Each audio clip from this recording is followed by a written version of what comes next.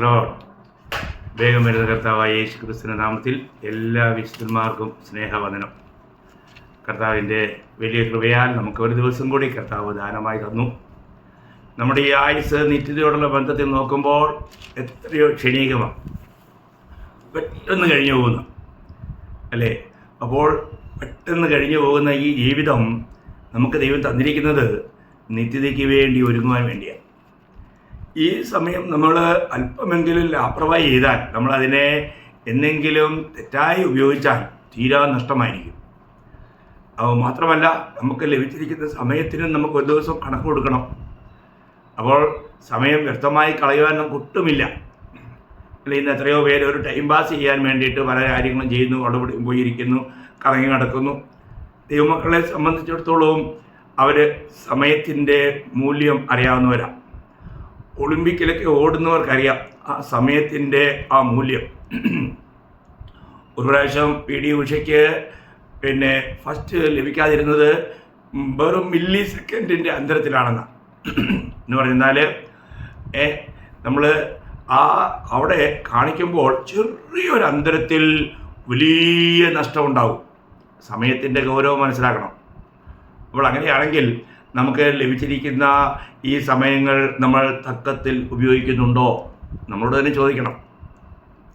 രക്ഷിക്കപ്പെട്ട ഒരു ദൈവ പൈതലിനെ സംബന്ധിച്ചിടത്തോളം ശരിയായ നിത്യതയുടെ ദർശനമില്ലെങ്കിൽ ആ ജീവിതം ഒന്നിനും പ്രയോജനമില്ല. അപ്പോൾ നമുക്ക് ആ ഒരു സ്വർഗീയ ദർശനം നമുക്ക് ലഭിക്കേണ്ടത് വളരെ അനിവാര്യമായ കാര്യമാണ്. നമുക്ക് നമ്മുടെ ഇവിടെ ചെയ്യുന്ന എല്ലാ കാര്യങ്ങളും നിത്യതയോട് ബന്ധപ്പെട്ടിരിക്കുന്നവയാണ്. അതുകൊണ്ട് തന്നെ ആയിരിക്കാം ഇന്ന് ഞാൻ നിങ്ങളോട് പറയാൻ ആഗ്രഹിക്കുന്നത് സ്വർഗത്തിൽ എനിക്ക് എന്തുള്ളൂ എന്നുള്ളതാണ്. എനിക്ക് സ്വർഗത്തിൽ എന്തെല്ലാം ഉണ്ട്. ഞാൻ ഈ ലോകത്തിലായിരിക്കുമ്പോഴും വാസ്തവത്തിൽ ഞാൻ പരദേശിയാണ്, എൻ്റെ സ്വദേശം സ്വർഗമാണ്. അപ്പോൾ സ്വർഗത്തിൽ എനിക്ക് എന്താണ് ഉള്ളത് എന്നുള്ളതൊരു വലിയ ചോദ്യമാണ്. അതിനെക്കുറിച്ചാണ് ഞാൻ ചെറിയതായിട്ട് നിങ്ങൾക്കൊരു പ്രബോധനം നൽകുവാനായിട്ട് ആഗ്രഹിക്കുന്നത്. ഞാൻ സ്വർഗത്തിൽ നമുക്കുള്ള 10 കൂട്ടം കാര്യങ്ങളെ ഓർപ്പിക്കാം എന്ന് വിചാരിക്കുക. അപ്പോൾ വളരെ വളരെ ഗൗരവമായിട്ട് നമ്മൾ മനസ്സിലാക്കേണ്ട ഒരു കാര്യം തന്നെയാണ്. അപ്പോൾ സ്വർഗത്തിൽ എനിക്ക് എന്താ ഉള്ളത്? ഒന്നാമത്തെ കാര്യം, വീണ്ടും ജനിച്ച ഒരു ദൈവത്തിൻ്റെ പൈതൽ അവൻ്റെ ജീവിതത്തിൻ്റെ ലക്ഷ്യം സ്വർഗത്തെക്കുറിച്ചുള്ളതായിരിക്കണം. ഞാൻ അതിനു വേണ്ടിയിട്ട് ആധാരമായിട്ട് ഒരു വാക്യം വായിക്കാൻ ആഗ്രഹിക്കുന്നത് കൊളോസ്യ ലേഖനം 3-ാം അധ്യായം അതിൻ്റെ 1-2 വാക്യം. കൊളോസ്യൻസ് 3:1-2 ഞാനത് വായിക്കാം. കൊളോസ്യ ലേഖനം അതിൻ്റെ 3-ാം അധ്യായം 1-2 വാക്യം. ആകയാൽ നിങ്ങൾ ക്രിസ്തുവിനോട് കൂടെ ഉയർത്തെഴുന്നേറ്റിരിക്കുന്നു എങ്കിൽ ക്രിസ്തു ദൈവത്തിൻ്റെ വലത്തുഭാഗത്തിരിക്കുന്നതുമായ ഉയരത്തിലുള്ളത് അന്വേഷിപ്പിൻ, ഭൂമിയിലുള്ളതല്ല ഉയരത്തിലുള്ളത് തന്നെ ചിന്തിപ്പിൻ. സ്തോത്രം. അപ്പോൾ ഇവിടെ വായിക്കുന്നത്, ആകയാൽ നിങ്ങൾ ക്രിസ്തുവിനോട് കൂടെ ഉയർത്തെഴുന്നേറ്റിരിക്കുന്നു എങ്കിൽ. അപ്പോൾ ഞാൻ ക്രിസ്തുവിനോട് കൂടെ ഉയർപ്പിക്കപ്പെട്ടവനാണോ? അങ്ങനെയാണെങ്കിൽ യഥാർത്ഥമായും രക്ഷിക്കപ്പെട്ട ഒരു ദൈവത്തിൻ്റെ പൈതൽ കർത്താവിൻ്റെ കൽപ്പന പ്രകാരം പിതാവിൻ്റെയും പുത്രൻ്റെയും പരിശുദ്ധാത്മാവിൻ്റെയും നാമത്തിൽ വെള്ളത്തിൽ മുങ്ങി സ്നാനമേറ്റ് പുറത്തു വരുമ്പോൾ അവൻ കർത്താവിനോടുകൂടെ മരിച്ച് അടക്കപ്പെട്ട് ഉയർത്തെഴുന്നേൽപ്പിച്ച അനുഭവം പ്രാപിച്ചവനാണ്. പിന്നീടുള്ള ജീവിതം ജീവൻ്റെ പുതുക്കത്തിലാണെന്നാണ് റോമർ 6:4 വായിക്കുന്നത്. അപ്പോൾ റോമർ 6:3-4 വാക്യങ്ങളൊക്കെ വളരെ ഗഹനമായ കാര്യമാണ്.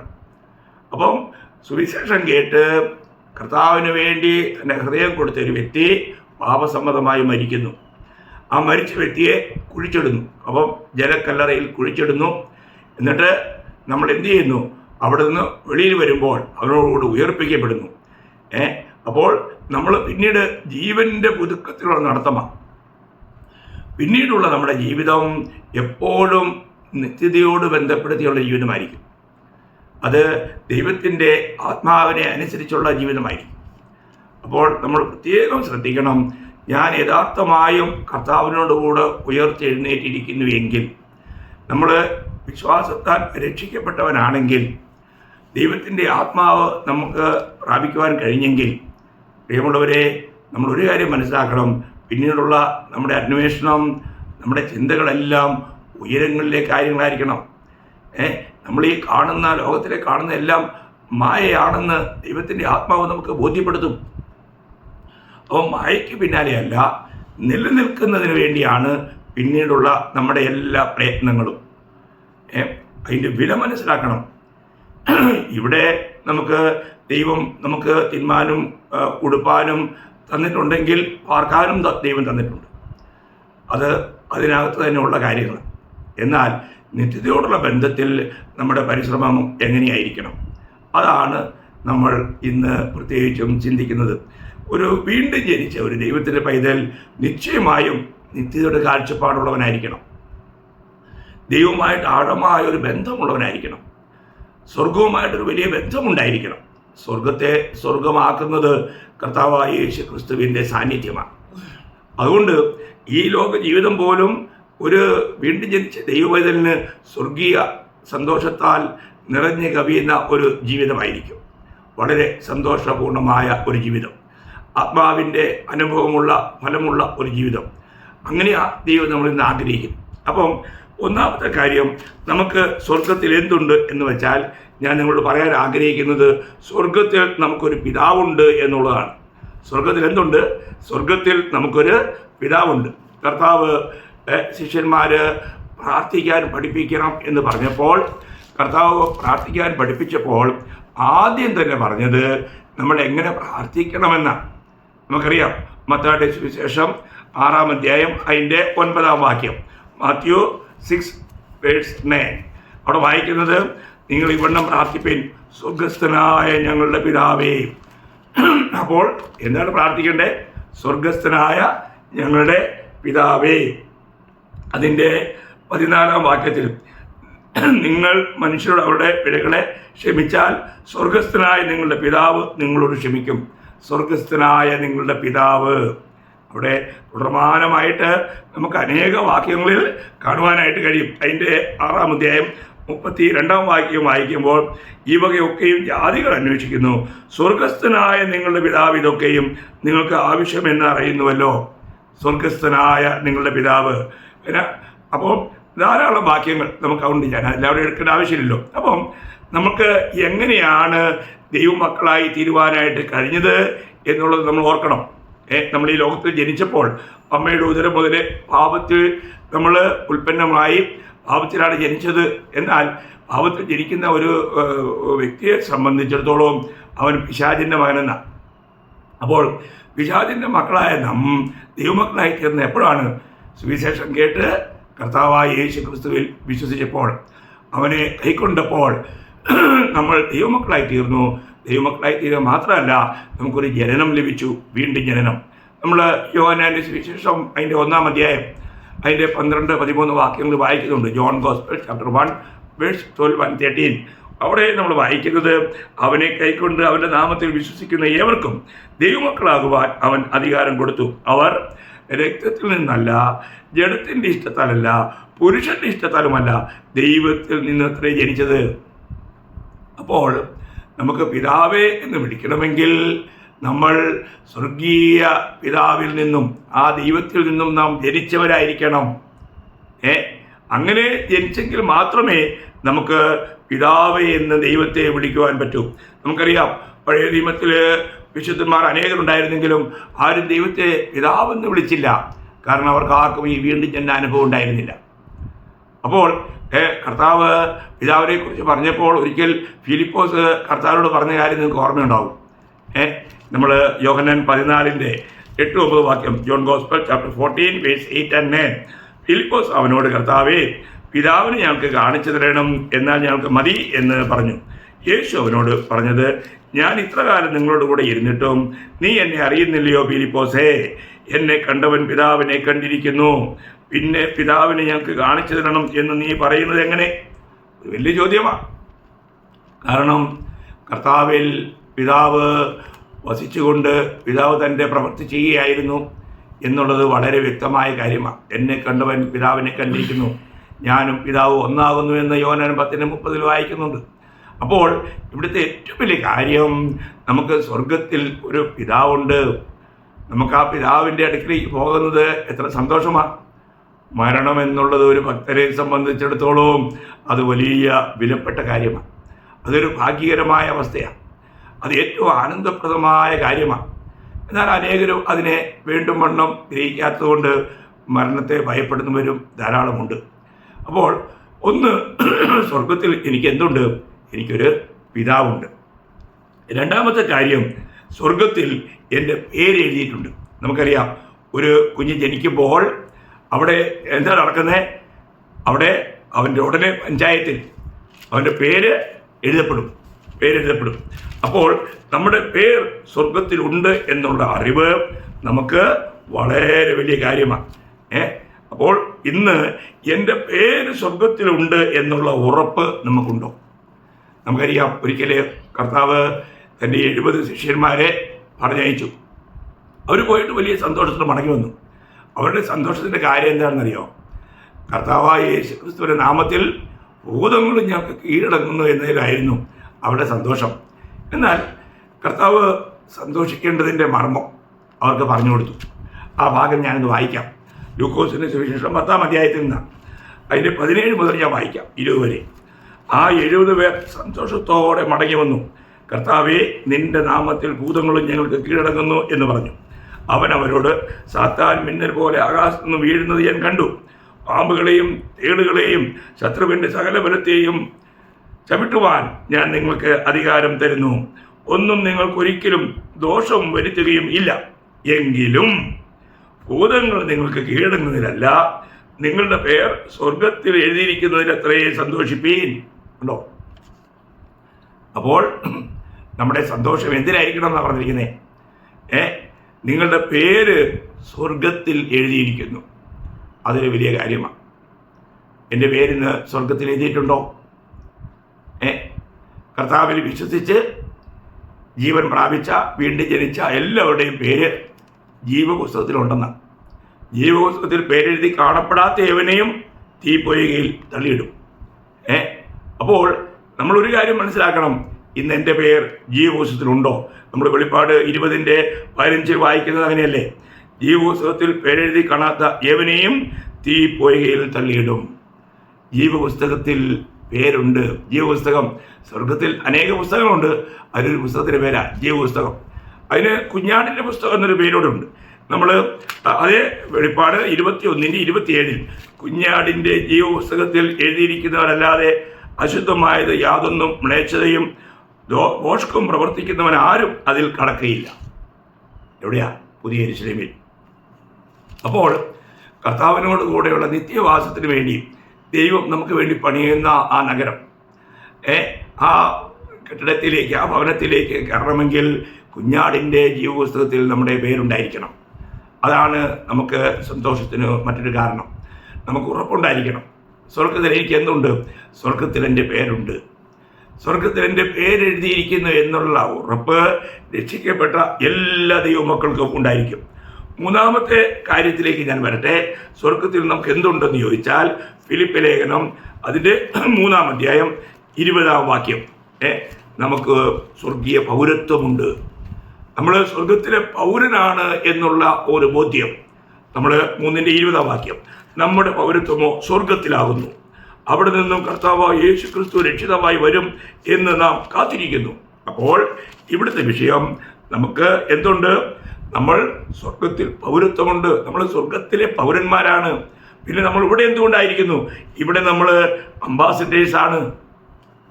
സ്വർഗത്തിൽ നിന്നും ദൈവത്താൽ അയക്കപ്പെട്ട അംബാസിഡേഴ്സാണ്. നമ്മൾ 2 കൊരിന്ത്യർ 5-ാം അധ്യായം അതിൻ്റെ 20-ാം വാക്യത്തിൽ വായിക്കുമ്പോൾ, ആകയാൽ ഞങ്ങൾ ക്രിസ്തുവിന് വേണ്ടി സ്ഥാനാപതികളായി ദൈവത്തോട് നിരന്നുകൊള്ളുവീൻ എന്ന് ക്രിസ്തുവിന് പകരം അപേക്ഷിക്കുന്നു. ഇവിടെ അത് ദൈവം ഞങ്ങൾ മുഖാന്തരം പ്രബോധിപ്പിക്കുന്നത് പോലെ ആകുന്നു. നോക്കുക, ഇന്ന് രക്ഷിക്കപ്പെട്ട ഓരോ ദൈവമക്കളും ദൈവത്തിൻ്റെ അല്ലെങ്കിൽ സ്വർഗത്തിൽ നയിക്കപ്പെട്ട അംബാസിഡേഴ്സാണ്. അതുകൊണ്ടല്ലേ കർത്താവ്, ഞാൻ എപ്പോഴും പറയാറുള്ളൊരു കാര്യമാണ്, എല്ലാ രക്ഷിക്കപ്പെട്ട ദൈവമക്കളും ഐക്യപ്പെട്ടവരാണ്. അപ്പോൾ ഐക്യപ്പെട്ടവർ എന്ന നിലയിൽ ഐക്യപ്പെടുക എന്നുള്ളതിൻ്റെ ഒരു പദമാണ് അപ്പസ്തോലൻ. ഇന്ന് അപ്പസ്തോലന്മാരോ പ്രവാചകന്മാരൊന്നുമില്ല, എന്നാൽ ഐക്യപ്പെട്ടവർ എന്നൊരർത്ഥത്തിൽ ഉണ്ട്. മനസ്സിലാക്കണം. നമ്മൾ യോഹന്നാൻ 17:18 20-21 ഞാൻ എപ്പോഴും പറയാറുണ്ട്, കർത്താവ് പറയുന്നു, എന്നെ പിതാവ് അയച്ചതുപോലെ ഞാൻ നിങ്ങളെ അയക്കുന്നു. അപ്പോൾ നമ്മൾ അയക്കപ്പെട്ടവരാണ്. നമ്മൾക്കൊരു നിയോഗമുണ്ട്. അത് ഈ ഭാവത്തിൽ ജീവിക്കുന്ന ജനത്തെ ദൈവമായിട്ട് നിരപ്പിക്കുക എന്നുള്ള നിരപ്പിൻ്റെ ശുശ്രൂഷ. അതുകൊണ്ട് ഒരു രീതിയിൽ നമ്മൾ അംബാസിഡേഴ്സാണ്. അതുകൊണ്ട് ഈ വലിയ കർത്തവ്യം വീണ്ടും ജനിച്ച തൻ്റെ മക്കൾക്ക് ദൈവം കൊടുത്തിരിക്കുക. അപ്പോൾ ഇതാണ് നമ്മുടെ മൂന്നാമത്തെ കാര്യം. നാലാമത്തെ കാര്യം എന്താണെന്ന് ചോദിച്ചാൽ, യോഹന്നാന്റെ സുവിശേഷം 14-ാം അധ്യായം അതിൻ്റെ 1 മുതൽ 3 വരെയുള്ള വാക്യങ്ങളാണ്. നമുക്കറിയാം, കർത്താവ് പോകുന്നതിന് മുൻപ് എൻ്റെ ശിഷ്യന്മാരോട് പറഞ്ഞ ഒരു വലിയ വാഗ്ദത്ത വിഷയമാണ്. എന്താ അറിയാമോ? നമുക്ക് സ്വർഗത്തിൽ ഒരു വീടുണ്ട്, ഒരു ഭവനമുണ്ട്. John gospel chapter 14 verse 1-3. നിങ്ങളുടെ ഹൃദയം കലങ്ങിപ്പോകരുത്. ദൈവത്തിൽ വിശ്വസിപ്പീൻ, എന്നിലും വിശ്വസിപ്പീൻ. എൻ്റെ പിതാവിൻ്റെ ഭവനത്തിൽ അനേക വാസസ്ഥലങ്ങളുണ്ട്. ഇല്ലെങ്കിൽ ഞാൻ നിങ്ങളോട് പറയുമായിരുന്നു, ഞാൻ നിങ്ങൾക്ക് സ്ഥലം ഒരുക്കുവാൻ പോകുന്നു. ഞാൻ പോയി നിങ്ങൾക്ക് സ്ഥലം ഒരുക്കിയാൽ ഞാൻ ഇരിക്കുന്ന ഇടത്ത് നിങ്ങളും ഇരിക്കേണ്ടതിന് പിന്നെയും വന്ന് നിങ്ങളെ എൻ്റെ അടുക്കൽ ചേർത്തുകൊള്ളും. അപ്പോൾ ഞാൻ നിങ്ങൾക്ക് വേണ്ടി സ്ഥലമൊരുക്കുവാൻ, അല്ലെങ്കിൽ ഭവനമൊരുക്കുവാൻ, കെട്ടിടം പണിയുവാൻ പോകുന്ന പറഞ്ഞേ. നോക്കുക, വീണ്ടും ജനിച്ച എല്ലാവർക്കും വേണ്ടിയിട്ടും ദൈവം സ്വർഗത്തിൽ കെട്ടിടം ഒരുക്കുന്നുണ്ട്. ദൈവം തൻ്റെ ഭക്തന്മാർക്ക് ഒരുക്കുന്ന രാജാക്കന്മാർക്ക് രാജകൊട്ടാരം എങ്ങനെയുണ്ട്? ഒരു രാജകൊട്ടാരം എന്ന് പറഞ്ഞാൽ എങ്ങനെ ഉണ്ടാവും? ഭയങ്കര ഇതായിരിക്കും. ദൈവത്തിൻ്റെ പ്രൗഢിക്ക് തക്കവണ്ണം ദൈവം ഒരുക്കുന്ന കൊട്ടാരം എന്നൊക്കെ പറഞ്ഞാലോ അത് നമ്മുടെ ഭാവനയ്ക്കൊക്കെ അപ്പുറമായിരിക്കും, അല്ലേ? അപ്പം കർത്താവ് പോയിട്ട് ഈ പണി നടന്നുകൊണ്ടിരുന്നിട്ട് ഇപ്പോൾ 2000 വർഷങ്ങളാകുക. 2000 വർഷങ്ങളായിട്ട് നമുക്ക് വേണ്ടിയുള്ള ഭവനത്തിൻ്റെ ആ ഒരുക്കങ്ങൾ പൂർത്തിയായിട്ടില്ല. ഒരുങ്ങിക്കഴിഞ്ഞാൽ വന്ന് ചേർത്തുകൊള്ളാമെന്ന് പറഞ്ഞേ. നോക്കുക, എത്ര വിലപ്പെട്ടൊരു കാര്യമാണ്. അപ്പോൾ സ്വർഗത്തിൽ നമുക്ക് എന്തുണ്ട്? സ്വർഗത്തിൽ നമുക്കൊരു ഭവനമുണ്ട്. 4 കാര്യമായി. 5-ാമത്തെ കാര്യം, സ്വർഗത്തിൽ വീണ്ടും ജനിച്ച എല്ലാവർക്കും അവകാശമുണ്ട്. നമുക്കറിയാം, നമ്മൾ ജനിക്കുന്ന ഭവനത്തിലെ അപ്പൻ്റെ സകല സ്വത്തുക്കൾക്കും നമ്മൾ അവകാശികളാണ്. അതൊരു വലിയ കാര്യമല്ലേ? ഈ കാര്യങ്ങൾ അറിയുന്നത് എത്ര ശ്രേഷ്ഠമാണ്. വീണ്ടും ജനിച്ച ദൈവമക്കൾക്ക് സ്വർഗത്തിൽ അവകാശമുണ്ട്.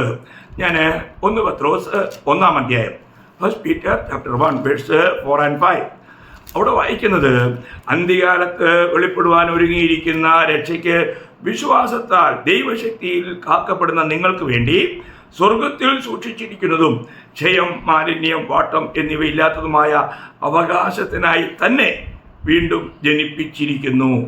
ഉണ്ടോ? വീണ്ടും ജനിപ്പിക്കപ്പെട്ട ദൈവമക്കൾക്ക് എന്തുണ്ട്? സ്വർഗത്തിൽ അവകാശമുണ്ട്. സ്വർഗത്തിൽ അവകാശമുണ്ട്. ഇത് വലിയൊരു കാര്യമല്ലേ ദൈവമക്കളെ? നമ്മുടെ ജീവിതത്തിൽ എനിക്ക് സ്വർഗത്തിൽ അവകാശമുണ്ടെന്നുള്ളത് അറിയുന്നത് വലിയ വിലപ്പെട്ട കാര്യമാണ്. അത് നമ്മൾ ഈ ലോക ജീവിതത്തിൽ നമുക്ക് ഏൽപ്പിച്ചിരിക്കുന്ന ദൗത്യങ്ങളുടെ വിശ്വസ്തയോടനുസരിച്ചാണ് നമുക്കതെല്ലാം ഇനിയും പ്രാപിക്കുവാനായിട്ട് പോകുന്നത്. അടുത്തത് ഞാൻ നിങ്ങളോട് പറയാൻ ആഗ്രഹിക്കുന്നത് 6-ാമത്തെ കാര്യം. അപ്പോൾ 5 കാര്യം നമ്മൾ കണ്ടു കഴിഞ്ഞു. എനിക്കൊരു സ്വർഗത്തിലൊരു പിതാവുണ്ട്, എനിക്ക് സ്വർഗത്തിൽ എൻ്റെ പേരുണ്ട്, എനിക്ക് പൗരത്വമുണ്ട്, എനിക്കൊരു വീടുണ്ട്, എനിക്ക് അവകാശമുണ്ട്. 5 കാര്യം കണ്ടു. 6-ാമത്തെ കാര്യം, എനിക്ക് സ്വർഗത്തിൽ നിക്ഷേപമുണ്ട്. എനിക്ക് സ്വർഗത്തിൽ എന്തുണ്ട്? നിക്ഷേപമുണ്ട്. നമ്മൾ മത്തായിയുടെ സുവിശേഷം 6-ാം അധ്യായം അതിൻ്റെ 6-ന്റെ 19-ഉം 20-ഉം വാക്യം വായിക്കുമ്പോൾ, മത്തായിയുടെ സുവിശേഷം 6-ാം അധ്യായം അതിൻ്റെ 19-ഉം 20-ഉം വാക്യം, പുഴുവും തുരുമ്പും കെടുക്കുകയും കള്ളന്മാർ തുറന്നു മോഷ്ടിക്കുകയും ചെയ്യുന്ന ഈ ഭൂമിയിൽ നിങ്ങൾ നിക്ഷേപം സ്വരൂപിക്കരുത്. പുഴുവും തുരുമ്പും കെടുക്കാതെയും കള്ളന്മാർ തുറന്നു മോഷ്ടിക്കാതെയും ഇരിക്കുന്ന സ്വർഗത്തിൽ നിങ്ങളുടെ നിക്ഷേപം സ്വരൂപിച്ചോളുകയും. സ്വർഗത്തിൽ നമ്മൾ നിക്ഷേപം സ്വരൂപിക്കണം. നോക്കുക, വളരെ വിലപ്പെട്ട കാര്യമാണ്. ഈ ലോകത്തിൽ സമ്പാദ്യം വെച്ച് കഴിഞ്ഞാൽ നമ്മുടെ മനസ്സ്, അതിൻ്റെ അടുത്ത വാക്യത്തിൽ പറയുന്നുണ്ട്, പിന്നെ അതിൻ്റെ 21-ാം വാക്യം, നിന്റെ നിക്ഷേപം ഉള്ളിടത്ത് നിന്റെ ഹൃദയം ഇരിക്കും. അത് ശരിയല്ലേ? നിശ്ചയമായും വാസ്തവമാണ്. ഇന്ന് അനേകർക്കും ലോകത്തെ നേടണം, ലോകമാണ് അവരുടെ അന്വേഷണ വിഷയം. അവരുടെ മനസ്സും അവരുടെ ചിന്തയും അവരുടെ ധ്യാനവും അന്വേഷണവും ഒക്കെ ലോകത്തിലേക്കാണ്. എന്നാൽ ഒരു ആത്മീയനെ സംബന്ധിച്ചിടത്തോളം അവൻ നിത്യതയാണ് അവൻ്റെ കാഴ്ചപ്പാട്. അവൻ്റെ സമ്പത്ത് അവൻ കൂട്ടിവെച്ചിരിക്കുന്നത് നിത്യതയിലാണ്, സ്വർഗത്തിലാണ്. നമ്മുടെ സ്വർഗീയ അക്കൗണ്ടിൽ എന്തൊക്കെ ഉണ്ട്, എത്രമാത്രം ഉണ്ടെന്നുള്ള കാര്യം നമ്മൾ അറിയുന്നത് നല്ലതാണ്. നമ്മൾ എത്രമാത്രം കാര്യങ്ങൾ കർത്താവിൻ്റെ നാമത്തിന് വേണ്ടി ത്യജിക്കുന്നുണ്ടോ, അത് ത്യജിക്കുകയല്ല, വാസ്തവത്തിൽ ഡിപ്പോസിറ്റ് ചെയ്യുക. നമ്മൾ കർത്താവിൻ്റെ നാമത്തിൽ ചെയ്യുന്ന ഓരോ പ്രവൃത്തികളും അത് സ്വർഗത്തിൽ നിക്ഷേപമായി മാറുകയാണ്. നിങ്ങൾക്കത് പെട്ടെന്ന് മനസ്സിലാക്കാനായിട്ട് നമുക്കറിയാം, കർത്താവിൻ്റെ ഇടയ്ക്ക് ഒരിക്കൽ നിത്യജീവൻ പ്രാപിക്കാനായിട്ടൊരു യൗവനക്കാരൻ വന്നു. തനിക്ക് നിത്യജീവൻ പ്രാപിക്കണം. അപ്പോൾ കർത്താവ് തന്നോട് വചനത്തിൽ നിന്നൊക്കെ പറഞ്ഞപ്പോൾ അവൻ അതെല്ലാം അനുസരിക്കുമെന്ന് പറഞ്ഞു. അപ്പോൾ കർത്താവ് പറഞ്ഞു, ഒരു കുറവുണ്ട്, എന്താ അറിയോ, ഇപ്പോഴും നിന്റെ മനസ്സും ചിന്തയും ഒക്കെ ഈ ലോകത്തിലേക്കാണ്. അതൊന്ന് മാറണം, അത് സ്വർഗത്തിലേക്കാകണം. അതിനുവേണ്ടി എന്ത് ചെയ്യണം? നിനക്കുള്ളതിന് ഞാൻ വായിക്കട്ടെ. മർക്കോസ് 10-ാം അധ്യായം അതിൻ്റെ 21-ാം വാക്യമാണ്. യേശു അവനെ നോക്കി അവനെ സ്നേഹിച്ചു. ഒരു കുറവ് നിനക്കുണ്ട്, നീ പോയി നിനക്കുള്ളതെല്ലാം വിറ്റ് ദരിദ്രർക്ക് കൊടുക്കുക, എന്നാൽ നിനക്ക് സ്വർഗത്തിൽ നിക്ഷേപമുണ്ടാകും. നിക്ഷേപം. പിന്നെ വന്ന് എന്നെ അനുഗമിക്കുക. അപ്പം ഈ ലോകത്തിലെ നിക്ഷേപത്തെ സ്വർഗത്തിലേക്ക് ട്രാൻസ്ഫർ ചെയ്യാനാണ് പറഞ്ഞേ. പക്ഷേ അദ്ദേഹത്തിന് മനസ്സിലായില്ല. ഇതൊന്നും മനസ്സിലാക്കിയാൽ ഇതൊന്നും മനസ്സിലാക്കാത്ത എത്രയോ വിശുദ്ധന്മാരുണ്ട്. അവർക്ക് ആ സ്വർഗീയ ദർശനമേ ഇല്ല. അവർ സുഖമായിട്ട് ചെന്ന് കുടിച്ച് മറിച്ചങ്ങ് ജീവിക്കുക. അങ്ങനെയല്ല പ്രിയമുള്ളവരെ. നമ്മൾ കർത്താവ് പറയുന്നത് കേട്ട് നമ്മൾ അനുസരിച്ചാൽ നമ്മുടെ ഈ നിക്ഷേപം എവിടെ ചെന്ന് ചേരും?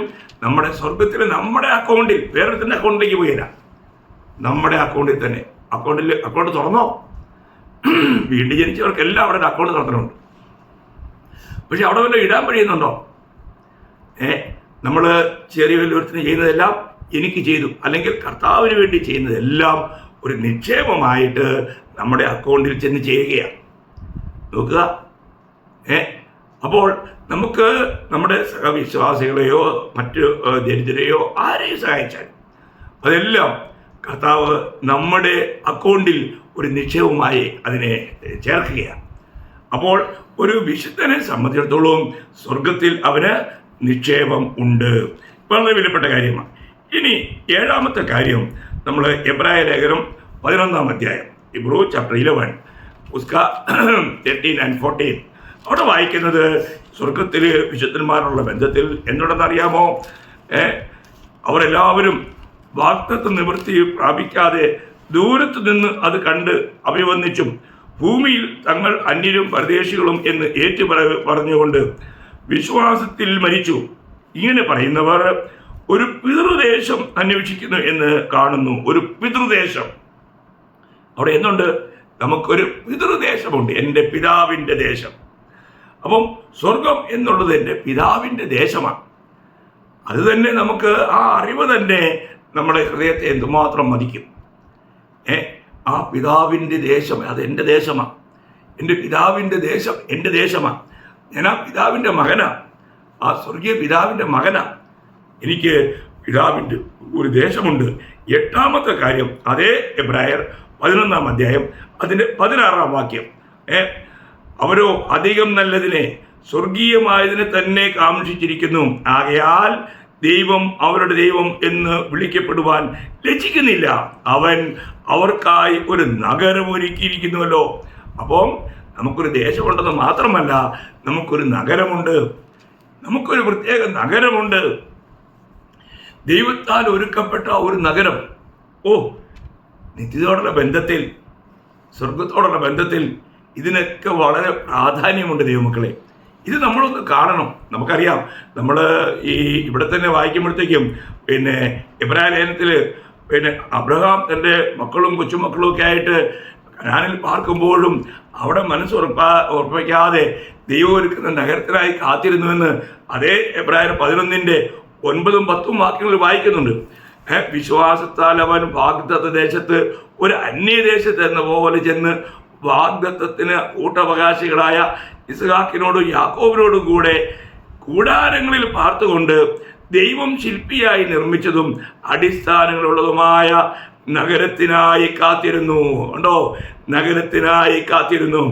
അതിൻ്റെ 13-ാം അധ്യായം 14-ാം വാക്യത്തിൽ, എബ്രായർ 13-ന്റെ 14, എബ്രായർ 13:14, ഇവിടെ നമുക്ക് നിലനിൽക്കുന്ന നഗരമില്ലല്ലോ, വരുവാനുള്ളത് അത്രേ നാം അന്വേഷിക്കുന്നത്. അപ്പോൾ ഇവിടെ നമുക്ക് ലോകത്തിൽ നിലനിൽക്കുന്ന ഒരു നഗരമില്ല.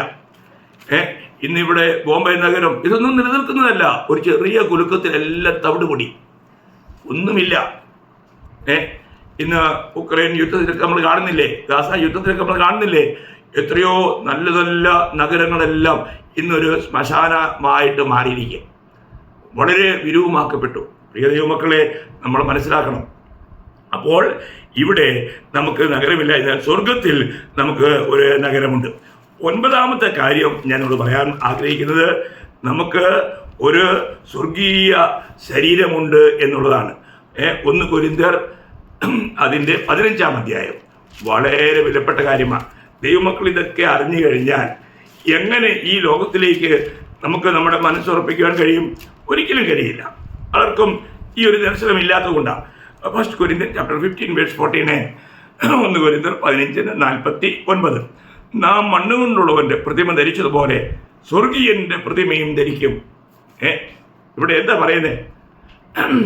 നമ്മൾ സ്വർഗീയൻ്റെ പ്രതിമ ധരിക്കാൻ പോവുകയാണ്, അല്ലെങ്കിൽ നമുക്ക് സ്വർഗീയൻ്റെ അതേപോലെയുള്ളൊരു ശരീരം ലഭിക്കാൻ പോകുന്നു എന്നാണ് പറഞ്ഞതിന് സാരം. അത് ഓരോ ശ്രീയ 2 കൊരിന്ത്യർ 5:1 വായിക്കുന്നത്, കൂടാരമായി ഞങ്ങളുടെ ഭവനം അഴിഞ്ഞു പോയാൽ കൈപ്പണിയല്ലാത്ത നിത്യഭവനമായി ദൈവത്തിൻ്റെ ദാനമായൊരു കെട്ടിടം ഞങ്ങൾക്ക് സ്വർഗത്തിലുണ്ടെന്നറിയുന്നു. കണ്ടോ? അപ്പോൾ നമുക്ക് ലഭിക്കുവാൻ പോകുന്ന തേജസ്കരിക്കപ്പെട്ട ശരീരത്തെക്കുറിച്ച് ഇവിടെ ഓരോ ശ്രീയ പറയുകയാണ്. ഇതേ കാര്യം പത്രോസ് ഓർപ്പിക്കുന്നത് നിങ്ങൾക്ക് ഓർമ്മയുണ്ടാകും എന്ന് ഞാൻ വിചാരിക്കുക. നമ്മൾ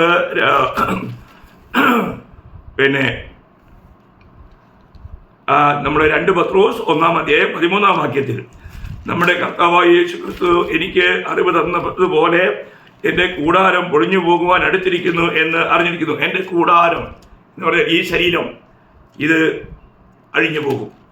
നമുക്ക് നശിക്കാത്ത, ക്ഷീണമില്ലാത്ത ആ ശരീരത്തെക്കുറിച്ച് ഒരുപാട് വർണ്ണന നമ്മൾ കൊരിന്ത്യർ ലേഖനത്തിൽ വായിക്കുന്നുണ്ട്. വിശദീകരിക്കാൻ സമയമില്ലല്ലോ. പ്രിയമുള്ളവരെയും, നമുക്കൊരു സ്വർഗീയ ശരീരം ലഭിക്കാൻ പോവുകയാണ്. നമുക്കറിയാം, ഇവിടെ നടക്കുന്നത് പോലെ നമുക്ക് ചന്ദ്രനിൽ നടക്കാൻ പറ്റിയില്ല. അതിന് പ്രത്യേകമായിരിക്കുന്ന ഒരുക്കങ്ങളും അതിൻ്റെ ഡ്രസ്സും കാര്യമൊക്കെ വേണം. അങ്ങനെയാണെങ്കിൽ സ്വർഗത്തിൽ പാർക്കുക എന്ന് പറഞ്ഞാൽ നമുക്കൊരു പുതിയ ശരീരം തന്നെ വേണം. വളരെ വ്യത്യസ്തമായൊരവസ്ഥയാണ്. ഇതെല്ലാം നമുക്ക് ദൈവവചനത്തിൽ വാഗ്ദത്തം ചെയ്തിട്ടുണ്ട്. അവസാനം ഒരു വാര്യോടെ വായിച്ചിട്ട് ഞാൻ നിർത്തിക്കാളാം. 10ാമത്തെ കാര്യം, നമുക്ക് സ്വർഗത്തിൽ നിന്നും ഒരു രക്ഷിതാവ് വരും. അത് നമ്മൾ ഫിലിപ്പ് ലേഖനം 3:20 നമ്മൾ വായിക്കുകയുണ്ടായി. നിങ്ങൾക്ക് ഓർമ്മയുണ്ടായിരിക്കും. ഫിലിപ്പ് ലേഖനത്തിന് 3:20 വായിച്ചപ്പോൾ നമ്മളവിടെ വായിച്ചത്, അവിടെ നിന്നും, അല്ലെങ്കിൽ സ്വർഗത്തിൽ നമ്മുടെ പൗരത്വ സ്വർഗത്തിലാകുന്നു, അവിടെ നിന്നും കർത്താവായ യേശു ക്രിസ്തു രക്ഷിതാവായി വരും. അതെ, നമുക്ക് സ്വർഗത്തിൽ നമുക്കൊരു രക്ഷിതാവുണ്ട്. അവിടെ നിന്ന് നമ്മളെ ചേർക്കാനായിട്ട് വരും. ഈ കർത്താവിൻ്റെ വരവിനെ നോക്കി പാർത്ത് കഴിയുന്ന ഒരു ജീവിതമാണ് ഈ ലോക ജീവിതം. അത് നമ്മൾ 1 തെസ്സലോനിക്കർ 1:10 വായിക്കുന്നുണ്ട്. അവിടെ തൻ്റെ പുത്രനും വരുവാനുള്ള കോപത്തിൽ നിന്നും നമ്മെ വിടുവിക്കുന്നതിനുമായ യേശു സ്വർഗത്തിൽ നിന്നും വരുന്നത് കാത്തിരിപ്പാനും. അപ്പോൾ കർത്താവ് സ്വർഗത്തിൽ നിന്നും വരുന്നത് കാത്തിരിക്കുക. നമ്മൾ കർത്താവിൻ്റെ വരവിനെ കാത്തിരിക്കുക. അതുകൊണ്ട് എബ്രായർ 9:28 വായിക്കുന്നുണ്ട്, തന്നെ കാത്തിരിക്കുന്ന വിശുദ്ധന്മാർക്കായി അവിടെ നിന്ന് വരികയാണ്. യഥാർത്ഥത്തിൽ ക്രിസ്തീയ ജീവിതം എത്ര ശ്രേഷ്ഠമാണ്, എത്ര മനോഹരമാണ്. അതെ, എല്ലാ ദൈവമക്കളോടും എനിക്ക് പറയുവാനുള്ളത്, നമ്മൾ ഈ ജീവിതത്തെക്കുറിച്ചുള്ള ഒരു നല്ല ദർശനം ഉള്ളവരായിരിക്കണം. അപ്പോൾ ഇവിടെ നമ്മൾ സ്വർഗത്തിൽ എന്തുണ്ട് എന്നുള്ള 10 കാര്യങ്ങളാണ്. നമുക്ക് ഇനിയും പലതും നമുക്ക് പറയാൻ കഴിയും. ഞാനത് സമയപരിധി കൊണ്ട് ചെറുതായിട്ട് പറഞ്ഞതേ ഉള്ളൂ, ശ്രദ്ധിക്കുക. അപ്പോൾ 10 കൂട്ടം കാര്യങ്ങൾ ഞാൻ പറഞ്ഞു. ഞാൻ ഓടിച്ചൊന്ന് പെട്ടെന്ന് പറയാം. 1, നമുക്ക് സ്വർഗത്തിലൊരു പിതാവുണ്ട്. 2, നമുക്ക് സ്വർഗത്തിൽ നമ്മുടെ പേര് എഴുതിയിട്ടുണ്ട്, ആ രജിസ്റ്ററിൽ നമ്മുടെ പേരുണ്ട്. 3, നമുക്ക് സ്വർഗത്തിൽ പൗരത്വമുണ്ട്. 4, നമുക്ക് സ്വർഗത്തിൽ നമുക്കായി ഒരു ഭവനമുണ്ട്. 5, നമുക്ക് സ്വർഗത്തിൽ അവകാശങ്ങളുണ്ട്. പിതാവിൻ്റെ സമ്പത്തിൻ്റെയൊക്കെ നമ്മൾ അവകാശികളാണ്. 6, സ്വർഗത്തിൽ എനിക്ക് നിക്ഷേപമുണ്ട്. അല്ലേ, ഇപ്പം മറ്റ് സൗദിയിലും മറ്റുള്ള അമേരിക്കയിലും ഒക്കെ പ്രദേശങ്ങളെ പാർക്കുന്ന കേരളീയരായിരിക്കുന്ന ജനങ്ങൾക്ക് കേരളത്തിൽ ബാങ്കുകളിൽ വലിയ നിക്ഷേപങ്ങളുണ്ട്. ഇതുപോലെ നമുക്ക് സ്വർഗത്തിൽ നിക്ഷേപമുണ്ട്. നമ്മൾ ഇവിടെ കർത്താവിൻ്റെ നാമത്തിൽ ചെയ്യുന്നതിൻ്റെ എല്ലാ പ്രതിഫലങ്ങളും സ്വർഗത്തിൽ നമുക്ക് വേണ്ടിയിട്ട് ഇട്ട് കർത്താവ് ശേഖരിച്ച് വെച്ചിരിക്കുക. നമുക്ക് ഏഴാമത്തെ കാര്യം, നമുക്ക് സ്വർഗത്തിൽ നമുക്കൊരു ദേശമുണ്ട്. സ്വർഗം നമ്മുടെ സ്വദേശം. 8 സ്വർഗത്തിൽ നമുക്കൊരു നഗരമുണ്ട്. 9 സ്വർഗത്തിൽ എനിക്ക് വേണ്ടി ഒരു തിരസ്കരിക്കപ്പെട്ട ഒരു ശരീരമുണ്ട്. അത് കർത്താവിൻ്റെ വരവിൻ നാളിൽ നമുക്ക് ലഭിക്കും. അവനെത്താനിരിക്കുന്നത് പോലെ കാണുന്നതാകൊണ്ട് നാം അവനോട് സദസ്യന്മാരാകും. ആ ശരീരം, തിരസ്കരിക്കപ്പെട്ട ശരീരത്തിൽ നമ്മൾ എപ്പോൾ എവിടെ പോകാൻ ആഗ്രഹിക്കുന്ന ക്ഷണത്തിലെത്തുവാൻ കഴിയുന്ന, എവിടെയും യാതൊരു രീതിയിലും ബുദ്ധിമുട്ടില്ലാത്ത ഒരു യാത്ര ലഭിക്കുന്ന ഒരു ശരീരം എത്ര ഉന്നതമായ കാര്യമാണ്. 10 എനിക്ക് സ്വർഗത്തിൽ ഒരു രക്ഷിതാവുണ്ട്. ഈ രക്ഷിതാവ് എന്നെ ചേർക്കുവാനായിട്ട് വേഗം വരും.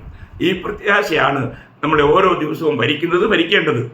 എത്ര വിലപ്പെട്ട കാര്യമാണ്. അതുകൊണ്ട് പ്രിയമുള്ളവരെ, നാം ഈ ലോകത്തിലായിരിക്കുമ്പോൾ നമ്മൾ കർത്താവിനോട് കൂടെ ഉയർപ്പിക്കപ്പെട്ടവരാണെങ്കിൽ നമ്മൾ യഥാർത്ഥമായും കർത്താവിന് വേണ്ടി നമ്മുടെ ഹൃദയം കൊടുക്കുകയും കർത്താവിൻ്റെ കൽപ്പന പ്രകാരം പിതാവിൻ്റെയും പുത്രൻ്റെയും പരിശുദ്ധാത്മാവിൻ്റെയും നാമത്തിൽ വെള്ളത്തിൽ മുങ്ങി സ്നാനമേറ്റവരാണെങ്കിൽ തിരുവചനം പറയുകയാണ്, നിങ്ങൾ ഭൂമിയിലുള്ളതല്ല ഉയരത്തിലുള്ളത് തന്നെ അന്വേഷിപ്പീൻ, അത് തന്നെ ചിന്തിപ്പീൻ.